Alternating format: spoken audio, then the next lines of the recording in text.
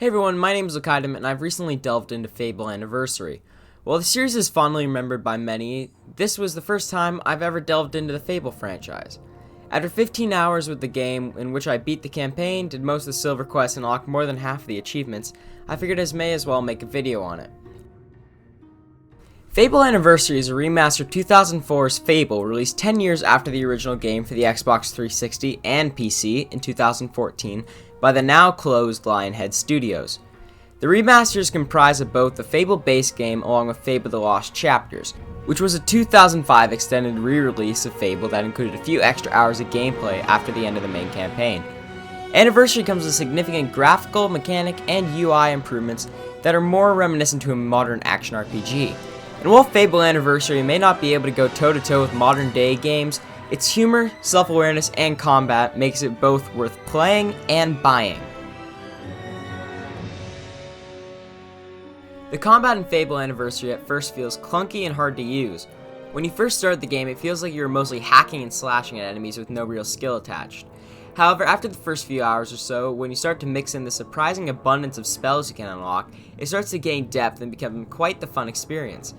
Though it still feels clunky at times, you get used to it, and when you mix the melee, ranged, and magic attacks together, and then you have a bunch of enemies come and swarm you, it starts to feel like a tough battle, like something out of The Witcher. The spells all play off each other fantastically.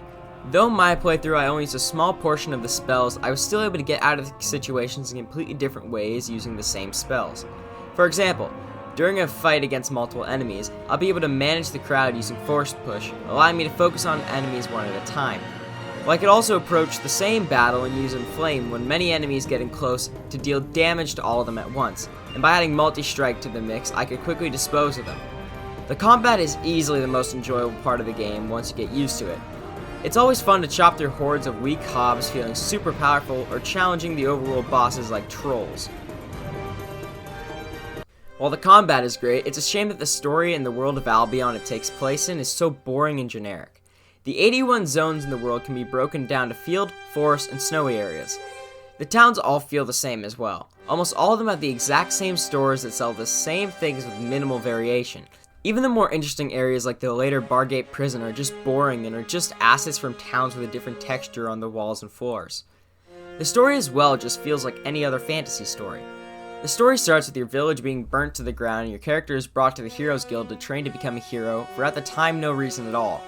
And the thing that is really weird is that when you return to your town as an adult, it looks the same, and the only thing that's changed is that your childhood home is now for sale. The story has no interesting or memorable characters, and the main antagonist comes in more than halfway through the game. And they don't even build on him from there.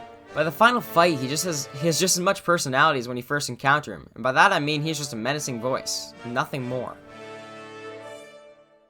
When talking about an RPG, one of the most important things is character progression. Whether that be through a skill tree or some other way, it is one of the most important aspects of the game.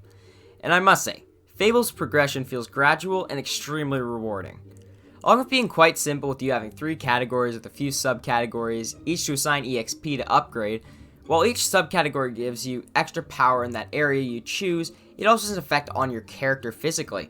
The higher level your strength, health, and toughness is, the more muscular your character becomes, making you more attractive to women, which makes it easier to get married in the game.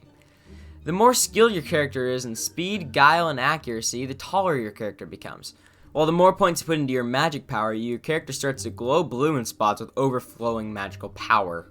The beauty of this is that along with the other minuscule customization methods in the game, is that by the time the credits roll, depending on what you decide to focus on, your character is almost unrecognizable. By the end of the game, you feel truly powerful and that it was a journey to get there. Fable was full of great ideas, and Anniversary puts them on display once more. The focus on player choice remains intact with almost every main quest having a good and evil option for completion. While the silver quests may not have the same level of choice, many have 2 different versions, one good, one evil.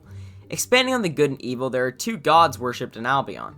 You can get good points by donating money to the Temple of Avo, or bad points by sacrificing people to the Chapel of Scorn. All this emphasis on good and evil once again has a cosmetic effect on your character. Good characters have a halo over their head, while bad characters start to grow devil horns out of their forehead, which is quite off-putting, yet can also be quite funny. Fable also has pretty unique features with player homes, where after buying one you can add trophies you receive from quests to increase the value of a house, and then can rent the homes out, which is something I haven't seen in a game before. Although, if you know how to, this is a very broken feature, though I won't get into that here. The humor and self-awareness in Fable is also great. The game never takes itself too seriously, and often makes jokes along the way. For example, at one point you have to open a demon door for a quest using a puzzle where you hit the same stones to get the door's name. You were given the letters H, T, S, and I to rearrange to find the name. And of course I saw this and immediately went to spell out the word shit. The funny thing is that per all the guesses, the door reads out the letters all in order in a very loud and commanding voice. The funny thing here is that reading it out, he says shit in a very depressed tone. That's just one example of the humor in this game. Overall, Fable has a lot of good ideas. Many could have been executed better, but this is a remaster of the first game. Fable 2 and 3 probably improved upon these, though I can't say for sure, having never played them.